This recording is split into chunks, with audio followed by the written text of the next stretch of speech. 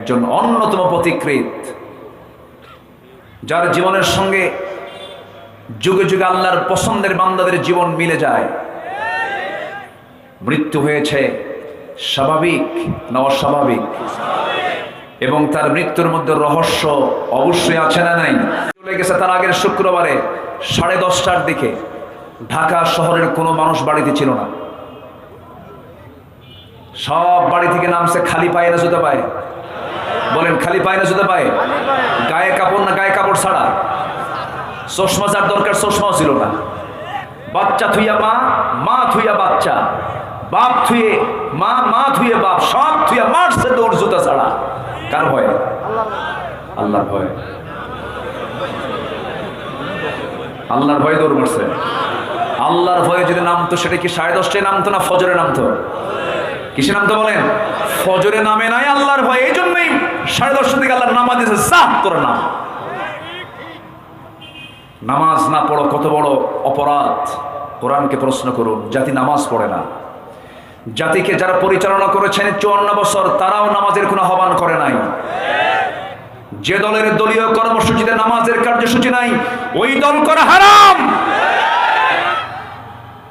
যে লোক আপনাকে জাহান্নাম থেকে বাঁচানোর চিন্তা করে না, সে আমার বন্ধুই না।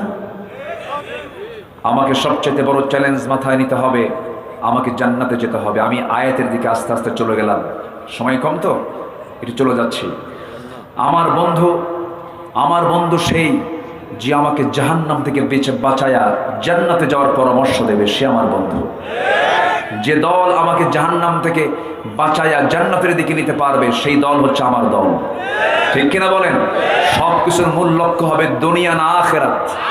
আসলে দুনিয়া না আখিরাত, আখিরাত। সূরা আলে ইমরান আয়াত নম্বর 185। সবার কম বেশি আয়াতটা জানা আছে। কুল্লু নাফসিন, দেখছেন কি মুখস্থ সব। আবার বলেন, কুল্লু নাফসিন যায়িকাতুল মাউত। আয়াতটা কত ভয়ঙ্কর জানেন? কত ভয়ঙ্কর আয়াত। প্রত্যেকটা প্রাণীকে মৃত্যুর স্বাদ নিতে হবে। এ স্বাদ কি মানে সুখের স্বাদ? এই স্বাদ কি সহজ? তাহলে আল্লাহ পাক কিন্তু স্বাদের কথাই বলেছেন, কুল্লু নাফসিন যায়িকাতুল মাউত। প্রত্যেকটা মানুষকে মৃত্যুর স্বাদ নিতে হবে। এরপরেই আল্লাহ রাব্বুল আলামিন আবার বলছেন, তোমাদেরকে কিয়ামত দিবসে আমি তোমাদেরকে হাজির করব। এরপর আল্লাহ রাব্বুল আলামিন বলছেন, সফল কে হতে পারে, সফলতার শর্তগুলো কি? আজকে আমরা এই সাবজেক্টের উপরে কিছু কথা বলবো। সফল কে এবং সফলতা শর্তগুলো কি কি, সফল হব আমরা, কি কি শর্ত পূরণ করলে আমরা সফল হতে পারি, এই বিষয়ে আজকে 9টি পয়েন্টে কিছু কথা আমি বলতে চাচ্ছি।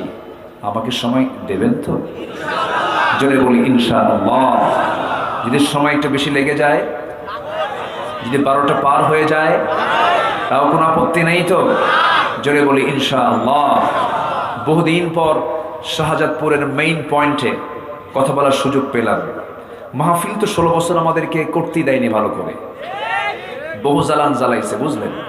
বাস্তব কথা একটু বলতে তো হয়ই, কম জ্বালান জ্বালায়নি তো। আচ্ছা বলেন তো, দেশ কোনোদিন আলেমদের হাতে ছিল ক্ষমতায়? তা আমাদের উপরে তো রাগ ছিল কেন? আলেমদের জন্য তো একটু দোয়া করা লাগে, আলেমদের কাছ থেকে দোয়া নিতে হয়। ওরা এমন জায়গায় ঢিল মারছে, মামুবাড়ি দিল্লি গিয়ে পড়েছে, ঠিক কি না? এমন জায়গায় ঢিল মেরেছে। আল্লামা সাঈদী কি ছোটখাটো কোনো বিষয়ের নাম? আল্লামা সাঈদী হচ্ছেন বিশ্ব ইসলামী আন্দোলনের এক। তাফসীর মাহফিলের এই প্ল্যাটফর্ম থেকে সুস্পষ্ট ভাষায় জানান দিতে চাই, তার এই চেয়ারটাই ছিল তার বসার জায়গা। অতএব এই জায়গা থেকে তার নামে যদি কিছু না বলা হয়, কৃপণতা হয়ে যাবে। তার মৃত্যুর রহস্য উন্মোচন করে আমার বিশ্বাস থেকে দিল্লির প্রেসক্রিপশনে হত্যা করা হয়েছে। এনিওয়ে, আল্লামা সাঈদীর খুনের সঙ্গে যারাই জড়িত, চূড়ান্ত শাস্তি নিশ্চিত করতে হবে। মুসলমান রাজি আছেন কারা কারা? দুহাত উঁচু করে দেখা।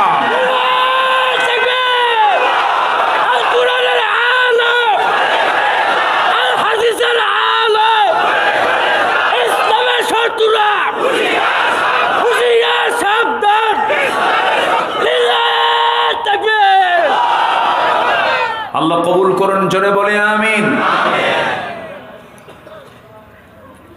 2009 সাল, 2009 সালে আমার জীবনের প্রথম হজের সফর ছিল। আমি 2009 সালে ফার্স্ট হজে গিয়েছিলাম। তো 2009 সালের লাস্ট হজ ছিল হলো আল্লামা সাঈদ রাহিমাহুল্লাহ লাস্ট হজ। উনি এরপরে আর হজ করতে পারেননি। পারবেন কেমনে? ওনাকে তো অন্ধকার প্রকোষ্ঠে ঢুকানো হয়েছিল 10 সালের জুনে। ফেব্রুয়ারিতে তিনি পাবনার দারুল আমান ট্রাস্টের শেষ মাহফিল করে গেছেন পাবনাতে। ফেব্রুয়ারিতে, উনি জুনে গ্রেফতার হয়েছেন। তো 9 সালে তার লাস্ট হজ। সে হজের সফরে আমরা সবাই মিলে বললাম, হুজুর টিপাইমুখী বাঁধের আন্দোলন চলছে, এরপরে দেশের বিভিন্ন আইনি প্রক্রিয়া দেখে মনে হচ্ছে আপনি দেশে ফিরলে আপনাকে গ্রেফতার করা হবে। যেহেতু সৌদির রয়্যাল গেস্ট হয়ে আপনি হজ করতে এসেছেন, আপনি সৌদির কাছে যদি নাগরিকত্ব চান আপনি পাবেন, আপনি দেশে থেকে যান। আল্লামা সাঈদ রাহিমাহুল্লাহ মুস্কি হাসি মেরে জবাব দিয়েছিলেন, দেশের জনগণ আমাকে খুব ভালোবাসে, আমি নির্দিষ্ট একজন দলের দলীয় নেতা। আমার কর্মীকে দেশে বিপদে রেখে যে নেতা পালায়া থাকবে, সে পালানোর কাতারে সাঈদী থাকতে পারে না। সাঈদী পালায়া থাকার মানুষ না। ফিরেছেন দেশে ভয়ে না বীরের বেশে? উনি যে দুনিয়া থেকে বিদায় নিয়েছেন রাতের বেলা, তার শেষ বিকালের যে কথাটা ছিল, তিনি যে কথা বলেছেন, সেটা কি কান্না না হাসি? তিনি হাসি মুখে দুনিয়া থেকে বিদায় নিয়েছেন। কারো কাছে তিনি মাথা নত করেননি। উনি বলেছিলেন 2001 কি 2 সালের দিকে, প্রথম দিকে উনি বলেছিলেন, গাছের গোড়ায় নাড়া দেব, মামু বাড়ি দিল্লি গিয়ে পড়বা। কোথায় গিয়ে পড়েছে বলেন? কোথায় গিয়ে পড়েছে? দিল্লি গিয়ে পড়েছে। উনি যে আল্লাহওয়ালা মানুষ, আল্লাহ পাক তার কথাকে বাস্তবে রূপ দিয়ে দিয়েছেন। পাশে কলকাতা ছিল কিনা বলেন? পাশে কলকাতা ছিল, সিলেটের পাশে আগরতলার ত্রিপুরা ছিল, ত্রিপুরার আগরতলা ছিল, কুড়িগ্রামের পাশে আসামের গুয়াহাটি ছিল, ওইদিকে রাজস্থান ছিল, ওইদিকে চেন্নাই ছিল, শ্রীলঙ্কা কাঠমান্ডু, নেপাল, ভুটান, মায়ানমার ইয়াঙ্গন, বোনের বাড়ি লন্ডন, বিয়ে বাড়ি আমেরিকা ছিল, কোথাও পড়ে নাই, মামু বাড়ি দিল্লি গিয়ে পড়েছে। সিদ্ধান্ত কার? আসতে বলবেন না, সিদ্ধান্ত কার? আমরা হকের পক্ষে টিকে থাকবো, জোরে বলি ইনশাআল্লাহ, জোরে বলি ইনশাআল্লাহ। আমরা সফল হওয়ার জন্য কিছু শর্ত পূরণ করব আজকে, সেই শর্তগুলো শুনে যাব, জোরে বলি ইনশাআল্লাহ। তাহলে সফল কে হবে? আল্লাহ পাক শুধু একটা লাইনে বলে দিয়েছেন, সূরা আলে ইমরানের 185 নম্বর আয়াত। আল্লাহ রাব্বুল আলামিন বলেন, কুল্লু নাফসিন যায়িকাতুল মাউতি ওয়া ইন্নামা তুওয়াফাউনা উজুরাকুম ইয়াওমাল কিয়ামাহ ফামান যুহজিহা আনিন নারি ওয়া উদখিলাল জান্নাতা ফাকাদ ফাজ ওয়া মাল হায়াতুদ দুনিয়া ইল্লা মাতাউল গুরুর। জোরে বলুন আল্লাহু আকবার। আল্লাহ রাব্বুল আলামিন বলেন, সেই বান্দাই সফল যে বান্দা জাহান্নাম থেকে মুক্ত হয়ে জান্নাত পেয়ে গেল, জান্নাতে প্রবেশ করলো, সেই বান্দাই সফল। যে ব্যক্তির জন্য জাহান্নামটা ক্লোজ হয়ে জান্নাত উন্মুক্ত হলো, সেই ব্যক্তি হলো মহা সাফল্যবান। এই জন্য আমাদের সবচেয়ে বড় চ্যালেঞ্জ হলো, আমাদেরকে যেমন করি হোক জান্নাত পেতেই হবে। সবাইকে জান্নাত পেতে চান নাকি? সবাইকে জান্নাত পেতে চান নাকি? সেই জান্নাতের লাইনে আমাকে চলতে হবে। জান্নাত প্রাপ্তির জন্য আমার কিছু শর্ত পূরণ করতে হবে। 9টা শর্ত যদি কোনো বান্দা পূরণ করে, সেই বান্দা মহা সফল হয়ে যাবে। নাম্বার 1 হলো নেক আমল সহ ঈমান। ইন্নাল্লাযীনা আমানু ওয়া আমিলুস সালিহাতি লাহুম জান্নাতুন তাজরি মিন তাহতিহাল আনহার যালিকাল ফাওজুল কাবীর। জোরে বলুন আল্লাহু আকবার। সূরাতুল বুরুজ আয়াত নম্বর 11। আল্লাহ রাব্বুল আলামিন বলেন, নিঃসন্দেহে যারা ঈমান আনবে এবং নেক আমল করবে তাদের জন্য এমন একটা জান্নাত আল্লাহ পাক নির্ধারণ রেখেছেন যার নিজ দিয়ে নহর প্রবাহিত, প্রস্রবণ প্রবাহিত। ওই বান্দার জন্য, জান্নাতীদের জন্য 4টা প্রস্রবণ জান্নাতে থাকবে, 4টা নহর থাকবে। মধুর নহর, দুধের নহর, শরাবের নহর, পানির নহর। মোট কয়টা নহর হলো বলে? 4টা নহর, যা দুনিয়াতেও আছে। দুনিয়ার মধু পান করলে পরে শিশু যুবক হয়, কিশোর তরুণ হয়ে যায়, বুড়া মানুষ মধু খেলে পরে আরো বুড়া হয়ে যায়। দুনিয়ার দুধ পান করলে পরে বুড়া আরো বুড়া হয়ে যায়। ছোট্ট বাচ্চা শিশু থেকে কিশোর হয়ে যায়, আবার সে একদিন বুড়া হয়ে যায়। কিন্তু দুনিয়ার এই সমস্ত খাবার খেলে পরে বুড়া হয়ে যাচ্ছে, কিন্তু জান্নাতের কোনো দুধ, জান্নাতের কোনো পানি, জান্নাতের কোনো শরাব, জান্নাতের কোনো মধু যদি কোনো বান্দা একবার একবার পান করে নেয়, আমৃত্যু সে কোনোদিন বুড়া হবে না। জোরে বলুন সুবহানাল্লাহ। জান্নাতে বুড়া হওয়ার কোনো সুযোগ, দাঁত পড়ে যাওয়ার কোনো সুযোগ, চোখে কম দেখার কোনো সুযোগ, চামড়া কুঁচকে যাওয়ার কোনো সুযোগ নাই। শুধু নিয়ামত আর নিয়ামত। জান্নাতের ভিতরে কোনো ঘুম থাকবে না, আবার জাহান্নামের মধ্যেও কোনো ঘুম থাকবে না। সুম্মা লা ইয়ামুতু ফিহা ওয়ালা ইয়াহইয়া। জাহান্নামের মধ্যেও কোনো ঘুম থাকবে না, কারণ সে জায়গায় ঘুম হলে পরে, ঘুম মানে তো মরে যাওয়া, সে শাস্তিটা পাবে কেমনে? আবার জান্নাতের মধ্যেও যদি জান্নাতি বান্দারা ঘুমায় পড়ে, তাহলে সে তো ঘুমেই থাকলো, মরেই থাকলো, সে নিয়ামতগুলো ভোগ করবে কেমনে? হয়তো বলবেন হুজুর, ঘুম না পারলে মাথা করবে, ঘুম না পারলে ক্লান্তি আসবে, কিন্তু জান্নাতের মধ্যে কোনো ক্লান্তির গন্ধই নাই। জোরে করুন সুবহানাল্লাহ। জান্নাতে কোনো পেশাব হবে না, জান্নাতে কোনো পায়খানাও থাকবে না, জান্নাতে কোনো প্রকার এই সমস্ত পেশাব পায়খানার কোনো কারবার থাকবে না। বহুদিন পর পর একটা করে ঢেকুস মারবে, সমস্ত হজম তার ক্লিয়ার হয়ে যাবে। জান্নাতের মধ্যে কোনোদিন বুড়া হবে না। জান্নাতের যে খাবারগুলো খাবে, এই জান্নাতের খাবার খেয়ে কোনদিন তার পেটও নষ্ট হবে না। যখন বান্দা মনে মনে চাবে, আকাশের উড়ন্ত পাখি উড়ে যাচ্ছে, এই পাখি যদি ফ্রাই করে খেতে পারতাম, সঙ্গে সঙ্গে ফ্রাই পাখি তার সামনে হাজির হয়ে যাবে। বান্দা যা চাবে সে বান্দা জান্নাতের মধ্যে তাই পেয়ে যাবে। যেরকম সুবহানাল্লাহ। ওয়ালাকুম ফিহা মা তাশতাহি আনফুসুকুম ওয়ালাকুম ফিহা মা তাদউন নুজুলাম মিন গফুরির রহিম। জোরে বলুন আল্লাহু আকবার। সেই জান্নাত কি সবাই পেতে রাজি আছেন নাকি? জান্নাতের মধ্যে মহান রব্বুল আলামিন প্রথমে ফল খাওয়াবেন, মাছের কলিজা খাওয়াবেন।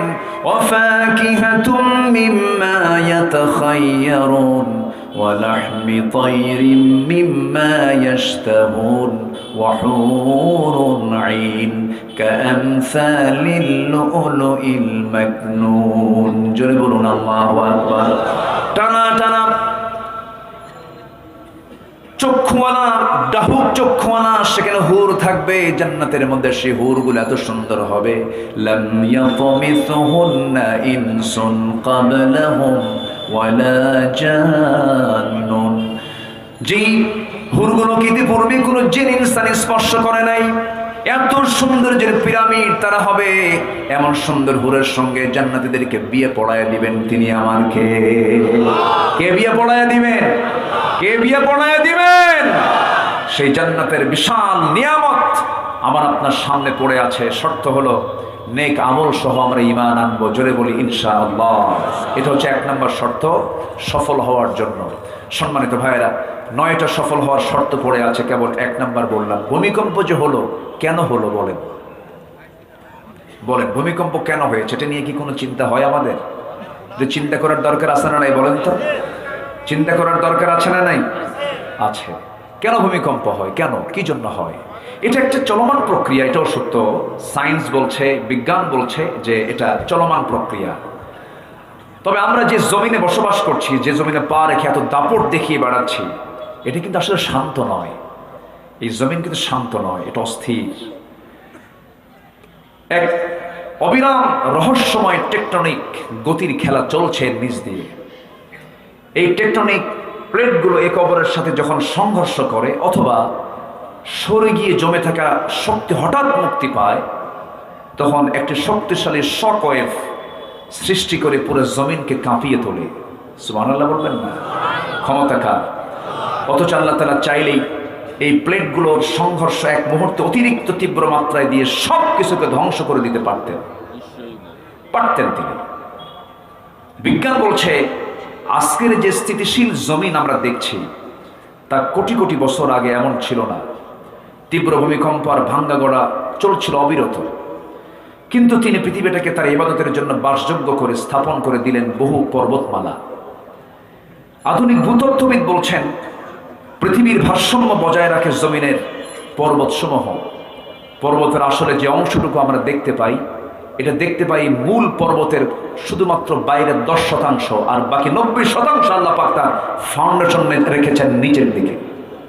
কেউ তো সুবহানাল্লাহ বললেন না, যেরকম সুবহানাল্লাহ।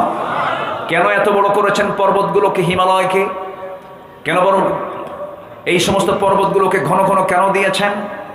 এত ফাউন্ডেশন মজবুত কেন করে দিয়েছেন? যেন পৃথিবীটা আন্দোলিত না হয়। এটা বিজ্ঞান বলছে। আর 1500 বছর আগে আল্লাহ রাব্বুল আলামিন কি বলছেন দেখেন।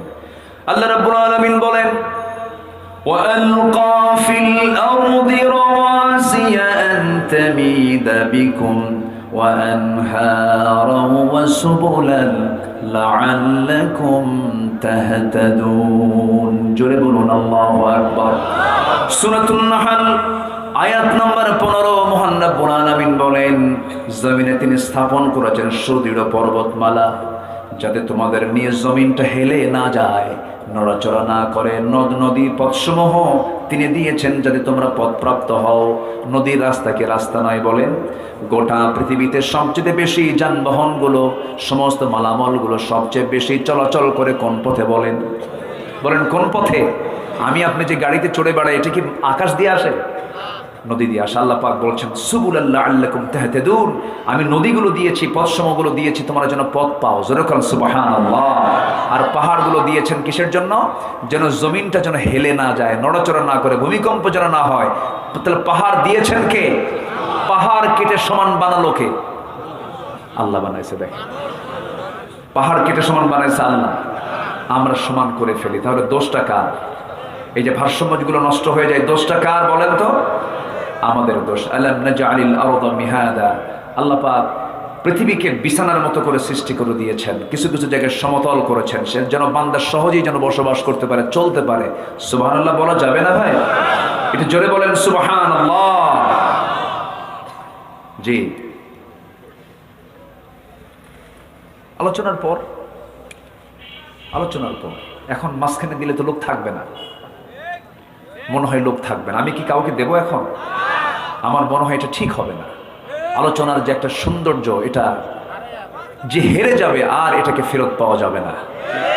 যিনি এসেছেন আমি তাকে সম্মানের সাথে বলবো, বরকতময় জায়গায় আছেন, একটু কষ্ট হলেও আল্লাহ পাক আপনাকে সুস্থ করে দিবেন ইনশাআল্লাহ। উনি ওনার বক্তব্য আমরা শোনার অপেক্ষায় থাকবো। জোরে বলি ইনশাআল্লাহ। আমার দিকে তাকান, একটু বিনয়ের সঙ্গে বলবো, আমরা কি ফেল করতে চাই না পাশ করতে চাই?